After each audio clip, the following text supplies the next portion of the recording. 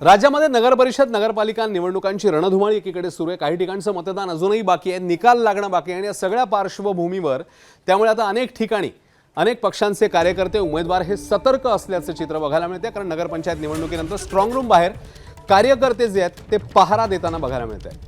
जालन्याच्या भोकरदनमध्ये नगरपालिकेच्या मंगल कार्यालयामध्ये स्ट्रॉंग रूम बाहेर एसआरपीएफ जवान बंदोबस्तासाठी तैनात आहेत। तर जळगावच्या धरणगावमध्ये विरोधी पक्षाचे कार्यकर्ते स्वतःच स्ट्रॉंग रूमच्या बाहेर पहारा देताना पाहायला मिळतात।